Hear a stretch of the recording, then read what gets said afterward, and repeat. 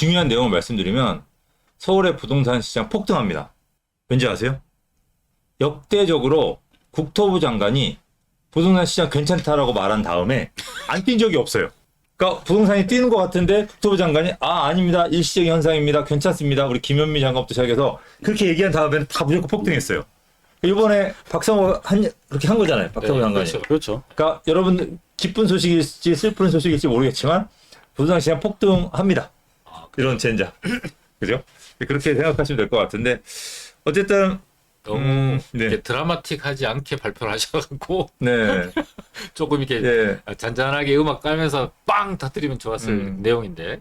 그러니까 네. 우리 국토부 장관이 난리 났습니다. 여러분 집 빨리 사야 됩니다. 할 수는 없잖아요. 속내를 다 드러낼 수 없고 표면적으로 또는 시장을 진정시켜야 될 필요가 있을 때는 오히려 시장 상황과는 반대로 얘기하는 경우가 되게 많은 거예요. 그러니까 속뜻 또는 배경이 어떤지를 좀 같이 감안하셔서 들으시면은 훨씬 더 이해하기 좀 쉬운 상황인 거죠. 근데 자 여기서 오늘 제일 중요한 게 뭐냐? 집값 괜찮다고 했잖아요. 네. 이분의 속뜻이 지역마다 달라요. 이 지역은 이렇게 할 거고요. 요 지역은 이렇게 해서 안정화시킬 거다라는 얘기가 그 안에 담겨 있는 거예요. 국토부 장관하고 통하셨어요? 예. 아. 그 이심전심해요.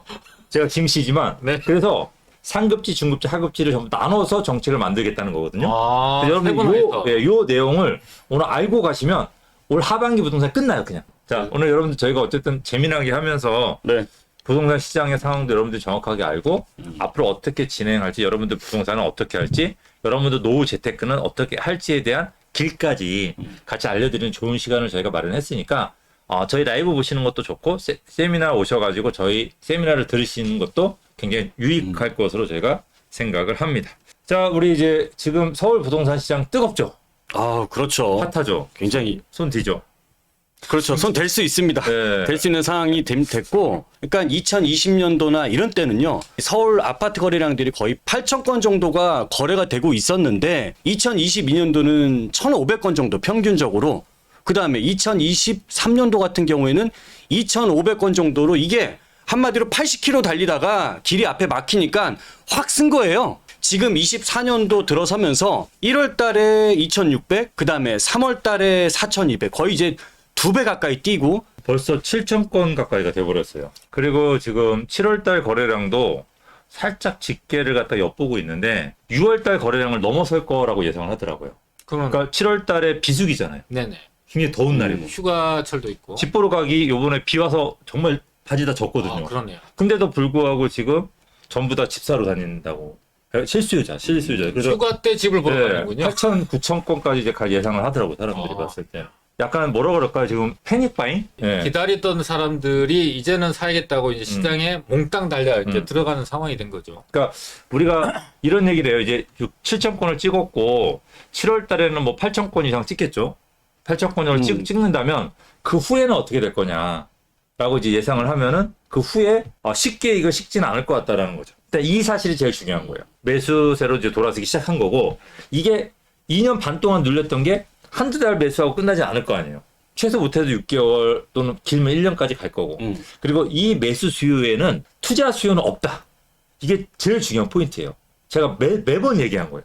지금 이 거래량의 가장 중요한 포인트는 이게 다 실거주다. 실수요라고 하는 부분이 가장 중요한 포인트라는 거를 좀 기억하셔야 될 것 같아요. 그러니까 만약에 정부 정책으로 길을 좀 열어줘서 투자 수요가 살 수 있게끔 열어준다. 그럼 어떻게 될까요? 12,000건까지 역대가 없는 정도의 건수까지 갈 수 있다라는 거죠. 왜냐하면 용수철처럼 많이 눌러놓은 상태니까 사람들이 튀고 싶어. 우리가 경부고속도로 운전할 때 앞에 사고가 났어. 갑자기 막혀. 그렇죠.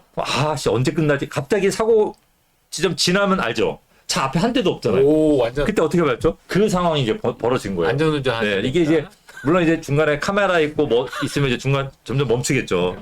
근데 이제 한동안은 좀 달릴 가능성이 있으니까 그 상황이라는 걸 때 여러분들 인지하는 게 좀 중요한 거예요. 지금 약간 과열 현상이다. 이 과열 현상이 언제까지 갈 거냐? 이 카메라를 정부에서 몇 대를 설치하고 어떻게 이제 자제를 하느냐에 따라서 좀 바뀔 거라고 생각을 하시면 될 것 같아요. 자, 그래서 요거 말고 또 우리 입고 내일 준비하신 게 있죠? 서울 전체적으로 이제 거래가 이제 증가를 하고 있는 상황인데 이 거래에 대한 흐름이 지금 좀 바뀌고 있다라는 부분을 우리 시청자분들도 반드시 아셔야 될 것 같아요. 6월 전까지 서울에서 아파트 거래가 되는 탑3 지역 같은 경우에는 강남 3구 지역입니다. 외지인들도 서울에 와서 똘똘한 거 한 채 찾으러 오면 강남 서초 송파 가서 다 샀다라는 소리예요. 그래서 거기가 거래가 제일 많았는데 지금은 대장이 아니라 부대장을 따라가는 거지. 송파, 강동, 마포구 쪽으로 바뀌었다라는 게 지금 이제 시장의 흐름이 좀 바뀌었다라고 보시면 될 것 같아요. 저희가 보는 거는 그러면 이 지역들 안에서는 어떤 단지들이 이제부터 거래가 되고 있는지 우리가 상세한 걸 좀 볼 필요가 있거든요. 왜냐하면 이 흐름도 이제는 대장에서 우리가 지역 자체도 좀 옮겨간 것처럼 이 단지들의 흐름도 지금 바뀌고 있다라는 거예요. 거래가 되는 단지들이. 송파구가 현재까지는 거래량이 1등인 지역입니다. 근데 이 지역들도 보게 되면 거래가 1등 하는 곳이 지금 헬리오시티거든요. 근데 송파에서 가장 1등 대장인 지역은 엘스 리센츠가 있는 한강변에 있는 이 지역들이잖아요. 근데 이 단지들의 현재 매매 가격이 많이 올라서 26억 원 정도를 하다 보니까 비싸구나 하고서 그 다음 눈을 돌리게 된 게 준신축이면서 깨끗한 헬리오시티가 26억에 비해서 22억이면 저렴하게 보이니까 그 단지의 매수가 크게 증가하게 된 거고, 여기에 보면 이제 기존의 노후 단지들 같은 경우들도 있어요. 재건축을 기다리고 있는 올림픽 패밀리라든지 선수 기자촌 같은 경우에는 사실 잠실에서 재건축의 대장은 잠실 주공이잖아요. 근데 주공 아파트 가격이 26억 정도 하는데 패밀리나 이런 기자촌 같은 경우에 17억, 20억 정도 하다 보니까 상대적으로 좀 저렴해 보이는 거고, 앞으로 재건축 기대감이 있다 보니까 대장 단지만 보다가 이제는 부대장 단지로 이 눈길이 점점 넘어가서 이런 단지들의 거래가 증가하고 가격이 뛰고 있다라고 이제 이 흐름 자체가 좀 변하고 있다라는 것을 우리 시청자분들이 꼭 기억을 하셨으면 좋겠어요. 그러니까 저번 주 제가 뭐라고 그랬냐면 강남의 상급지들 대장들만 지금 많이 거래가 됐고 이 부대장 말고 밑에 막내 애들은 아직까지 싼 것들이 좀 있다고 했어요. 근데 그랬죠. 요 싼 것들이 이제 거래되기 시작한다는 거예요. 뭔가 좀 애매한.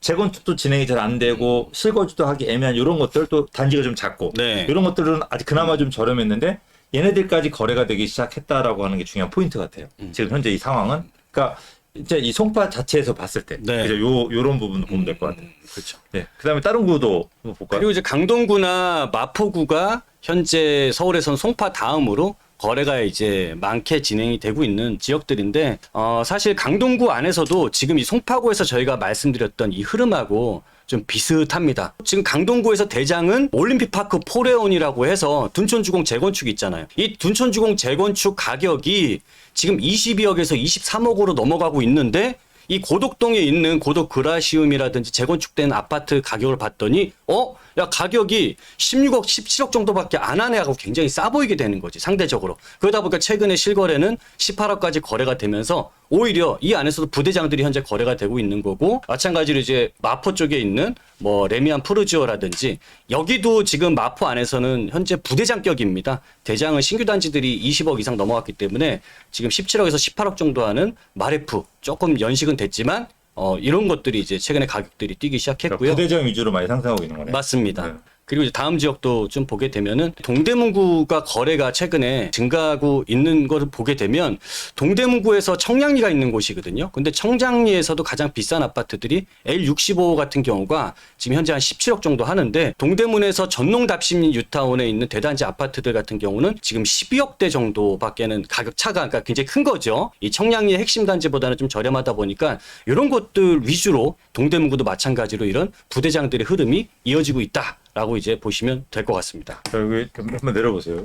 이 단지들의 특징이 뭐냐면 성동구, 양천구, 동대문구도 다 사람 사는 데잖아요. 그렇죠. 근데 거래 건수를 보게 되면 1등들이 55건, 50건, 49건이에요. 거의 50건이에요. 근데 아까 송파 같은 경우 거래건 기억하시나요? 송파, 강동, 마포? 90건 뭐 그죠? 87. 거의 100건에 육박하잖아요. 네네. 1등들이. 100건에 육박하고 그다음에 좀 적은 것들이 이제 70건, 80건. 그러니까 이 아직까지는 그래도 상급지 위주로 거래가 좀 많이 이루어지는. 두 배 보다 가까이. 상급지 그쵸? 두 배, 그렇죠. 두 배 네. 가까이가 상급지 위주로 이루어지고 있고, 중급지, 하급지들 같은 경우는 거래가 이제 50건대 미만. 다음 구도 마찬가지예요. 다음 구도 보시게 되면은 여기에요. 서대문병, 여기도 역시 40건. 그렇죠. 그래서 오히려 더 적네요. 그렇죠. 이제 얘네들은 좀 하급지잖아요. 외곽으로 나가면서. 막내들. 이 막내들은 40건대네요. 그죠? 아까 중급지보다는 네. 좀 거래가 적은. 그리고 이제 약간 재미난 건 성북구 같은 경우가, 성북구에서도 지금 현재 제가 이제 리스트 그 탑 그 9개 지역을 뽑으면서 거의 지금 거래가 되고 있는 거는 신규 단지 위주로 사실 여기 거의 수요가 집중이 되는데 성북구에서 한신한진 같은 경우에는 이 단지가 아직 재건축 연한은 안 된 되게 좀 애매한 단지잖아요. 애매한 대단지에 지금 역세권 단지다 보니까 이게 막 투자 가치가 높은 단지는 아닌데 이 단지 가격이 9억 이하에 있는 가격이기도 하고 도심과의 접근성이 좋다 보니까 최근에 이 단지로 전세 수요가 많이 좀 들어가고 있고 이 전세 가격이 오르다 보니까 야 여기서 굳이 내가 전세를 살아야 되나? 그래서 이제 매매로 전환되는 수요가 나오다 보니까요. 약간 기존 단지 애매하긴 한데 한신한진 같은 경우도 최근에 거래가 좀 많이 증가했다. 다른 지역과는 좀 차별적인 부분이 있는 것 같아요. 그러니까 한신한진을 특징을 살펴보면은 얘가 4,000세대란 말이에요. 그러니까 4,000세대에서 40건이 거래된 거예요. 한 3달 동안. 그러면 거래가 많이 이루어졌다고 할 수는 없잖아요. 1%죠. 1%. 1% 정도니까. 그래서 여러분들 40건 많이 이루어졌다가 4,000세대예요. 격세권에. 근데 그러니까 아직까지는 성북구나 은평구나 서대문구 같은 경우는 아직까지는 거래가 많이 살아나고 있지는 않다. 근데 그래도 예전보다는 2배 가까이 올랐죠. 이 한신한진이 98년도에 지은 아파트예요. 그러니까 98년도는 우리가 재건축 지금 그나마 할 수 있는 것들은 90년에 지은 거잖아요. 근데 98년도는 재건축하기에는 너무 많이 남았고 리모델링도 사실은 매매가가 높지 않기 때문에 잘 안 되는. 그러니까 투자 가치는 없다라는 거죠. 투자 가치는 없는데 그럼에도 불구하고 여기서 1등을 했다라고 하는 거는 전세가가 5억으로 뛰었잖아요. 네. 그러니까 매매가가 7억 5천. 그러니까 갭이 2억 5천밖에 발생을 하지 않아요. 그럼 이제 사람들이 무슨 생각을 할까? 전체적으로 저기 1급지들, 3급지들의 가격이 저렇게 뛰어? 그러면 그렇죠. 얘도 내가 그럼 이거 5억까지 전세 들어갈까? 부동산, 아니, 공인중개사분들이 뭐라고 하겠어요? 아이, 대출 끼고 사. 가격 오르면 어떡해. 못 사잖아. 딱, 그 말투예요. 이게, 2억 5천만 있으면 되는데. 그럼. 그리고 지금 전세가가 앞으로 금리가 낮아지면 더 뛸까요? 안 뛸까요? 뛰죠. 뛰죠? 그러면은 지금은 5억이지만 만약에 당신이 2년 있다가 다른 데로 이사할 것 같으면 이 비슷한 아파트를 전세를 6억이나 7억을 줘야 돼. 그리고 4년 있다가는 내가 5억짜리 지금 전세지만 4년 있다가는 6억 5천을 줄 수가 있어요. 그러면 지금 얼마나 후회할까? 그렇죠. 그렇죠. 그러니까 세상에서 제일 후회하는 게 지금 여러분들 그 포레온 분양가 뭐 14억, 15억 할 때 네. 그거 비싸다 싸다 얘기한 사람도 있잖아요. 맞아요. 그렇죠. 자, 그분들 만약에 자기 거기 들어가 살 일 있다면 내가 장담하건데 당신들 6년 후 또 4년 후에 전세를 14억 주고 들어갈 수도 있어요. 그 얼마나 속상하겠어요. 내가 14억에 살 수 있는 집을 전세를 14억 주고 들어가. 그 심정이 어떨까? 그렇지. 그 당연히 당시에 인생이 허무할 거란 말이에요. 맞아요. 그러니까 왜 지금 매매가가 22억이니까. 그리고 조금은 더 오를 여지가 있으니까. 대장이니까. 그 강동구에서. 그러니까 여러분들이 제일 하지 말아야 될 게 그거거든요. 근데 지금 벌써 이게 보여지기 시작한 거예요. 그러니까 전세가 조금만 여기서 더 오르면은 그 전세가가 매매를 밀어 올라가는 현상이 이제 성북구 강북 쪽에서 하급지 아파트들에 보여지고 있다. 이게 여러분들 지금 가장 중요한 지금 기억을 하셔야 될 포인트. 예전부터 이 서울 전체 가격이 올라갈 때는 항상 전세가가 매매가를 밀어 올릴 때. 그리고 이러고 난 다음에 결국 어떻게 돼요? 수도권으로 번졌어요. 그렇죠. 그러니까 그 현상이 지금 그대로 보여지고 있다고 여러분들이 판단하시면 될 것 같아요. 그럼 이제 우리가 하급지라고 할 수 있는 노도강, 네. 그죠? 뭐 금관구, 그렇죠. 예, 이런 저 하급지들 어떻게 흘러가는지 우리 공권회님 좀 얘기 좀 해주시죠. 이게 이제 노도강 금강구 같은 경우는 서울에서 상대적으로 가격이 저렴한 아파트들이 모여 있는 곳이에요. 근데 아파트들이 가격이 저렴하다 뿐이지 주거 인프라나 또는 단지의 규모, 아파트의 밀집도 이런 것들은 서울을 거의 대표하다시피 할 정도로 굉장히 어떤 랜드마크적인 지역이에요. 그리고 상대적으로 가격이 좀 저렴한 편이다 보니까 젊은 사람들, 2030들이 주요 타겟이 됐던 곳이에요. 그런데 이 노도강 지역들이 호재도 굉장히 많았었어요. 그래서 2030들이 굉장히 확신을 가지면서 앞으로 부동산 시장이 이렇게 흘러갈 거야 라는 확신에 의해서 이런 지역들을 투자했다가 재건축이 진행될 줄 알았던 게 뭐 공사비라든지 금리라든지 이런 것들이 굉장히 시장 상황을 억누르게 되면서 가격이 상승할 수 있는 모멘텀을 아예 사라지게 만들어서 어려운 과정들을 거쳤는데 최근에 들어와서 이 굉장히 반전되는 뉴스들이 점점 늘어나고 있다라는 거예요. 그래서 여기 그래프를 보게 되면은 최근에 이제 5월부터 6월까지 한 달 정도의 흐름에서 노도강 지역, 특히 대표적인 노도강 지역의 아파트 가격이 어떻게 변하느냐라고 보면은 일단은 요 밑에 선 위로 표시가 되면 상승을 했다는 겁니다. 상승을 했다는 건데 많이 상승할 때가 있고 적게 상승할 때가 있다라는 거고 그러니까 전부 다 이 노원구라든지 강북구라든지 도봉구 이 세 곳 다 지금 현재로는 플러스다. 근데 그 폭이 좀 차이가 나는 것뿐이다. 이렇게 이해하시면 될 것 같아요. 그래서 지금 한 달 동안에 주 단위로 했을 때도 점점 그 상승폭이 커져 나가고 있고 거래량도 점차적으로 증가되고 있다라고 보시는 게 이 추세를 파악하는데 도움이 될 것 같고요. 자, 이게 보면은 네, 이 회색이 도봉구고, 그렇죠. 그다음에 옐로우색이 강북구, 강북. 그다음에 노원구인데 원래 도봉구는 워낙 호재가 없잖아요. 그죠? 아, 네. 도봉에서 네, 도봉은 호재가 뭐 개발에 대한 창동. 호재는 좀 작죠. 네네. 근데 이제 그 노원구가 좀 호재가 많잖아요. 가장 많은 네, 곳이 재건축도 많고. 네네. 그러니까 이제 처음에는 강북구라고 실수요가 많은 강북구가 노원구보다는 조금 위에 있었는데 최근에 노원구가 이걸 뒤집었네요. 그렇죠. 그러니까 이제 네. 호재가 높은 지역이 좀 위로 올라갔어요. 그렇죠. 이제 이런 앞으로 호재 장세라고 볼 수 있어요. 지금 현재 시장에서 가격이 상승을 하거나 거래량이 늘어났을 때 또는 실수요가 유입이 될 때 부동산 투자는 어쨌든 투자라는 단어가 붙어 있는 거는 미래에 대한 투자거든요. 그러면 현재에서 앞으로 어떻게 변할까? 그 폭이 클 수 있는 지역이 호재가 있는 지역이다 보니까 호재가 부동산에 미치는 영향은 상당히 크니까 호재 지역을 중심으로 보게 되겠는 거죠. 네. 수요가 집중이 되는 거죠. 그러면은 이게 이 추세가 계속 이어질까를 보게 되면은요. 최근에 3개월간 노도강 지역의 매물의 변동을 보게 되면은 3월 달과 6월 달, 그 3개월 차이에 어떤 변화가 있었냐를 보게 되면은 노원구 같은 경우는 3개월 전보다 이제 매물량은 좀 늘어났어요. 한 5% 정도 늘었거든요. 자, 그러다 보니까 어떤 현상이 나타나냐면 그동안에 노원구에 가격 안 오른다 기대감을 가졌던 분들이 막 어려움을 겪었잖아요. 그래서 매물량이 막 쏟아졌는데 매물량이 쏟아져도 사주는 사람이 없으니까 내놓으나 마나 그냥 그 상태로 계속 답보 상태로 가격이 하락 위주로 진행이 됐다가 최근에 상승하게 되고 상승 거래가 점점점 늘어나게 되고 또 거래량이 늘어나니까 매도를 생각했던 분들은 어떤 생각을 하냐면 이때 팔아야겠다라는 분이 생긴 거고 오르네? 그러니까 좀 더 기다려볼까? 좀 더 오른 다음에 팔까? 요 두 그룹들이 맞닿아서 이제 갈등을 하고 있는 거예요. 그러다 보니까 이참에 팔고 내가 또 상급지로 갈아타자. 요런 사람들이 이제 매물을 내놓다 보니까 가격과 거래는 좀 증가되고 있는데 매물량은 소폭 상승을 하고 있다. 여기 노원구의 특징이다라고 보시면 될 것 같고요. 근데 노원구에 그럼 전세 매물은 어때요? 전세 매물은 보시다시피 이 1,700건에서 3개월 사이에 1,300건이니까 22%가 준 거예요. 제가 봤을 때는 이 특징을 보면은 이런 생각이 들어요. 그러니까 노원구의 매물은 늘었어요. 근데 전세 매물은 줄었어요. 그러면 아까도 보셨지만 하급지들 같은 경우는 전세가가 매매가를 밀어내는 현상이 보여지고 있잖아요. 그러면 전세 매물이 줄었다는 거는 전세가가 매매가를 밀어낼 가능성이 높잖아요. 그렇죠. 그리고 매물이 늘었다라고 하는 거는 투자 가치가 있는 좋은 매물들도 현재 많다는 거잖아요. 좀 나왔다는 그렇죠. 그러면 노원구는 제가 봤을 때는 지금 굉장히 좋은 투자 적기지 않을까. 물방 고급이 아니다. 네. 그렇죠. 뭐 물반 고기반일지 모르겠지만 어쨌든 좀 투자 가치가 좀 높지 않을까라는 네. 그런 생각을 해봐요. 아까 두 개의 그래프를 봤을 때. 자, 그러면은 올해 초에 망설였던 분들은 지금 정도는 오히려 가격이 착해졌다가 가격이 조금씩 회복되는 초기 단계다 보니까 투자 기회를 잡기에는 상당히 좋은 시점이라고 볼 수 있죠. 그 다음에 최근에 이 노도강 지역의 대장 아파트들이 어떤 흐름을 보이냐. 이 대장 아파트를 보면은 부대장 아파트. 앞으로 어떻게 움직일까를 예측해 볼 수가 있거든요. 최근에 노원구의 이 포레나 노원 같은 경우 20평대가 7억 2천이 8억 8천이니까 거의 1억 6천 가까이 굉장히 높은 상승을 보였어요. 3개월 만에.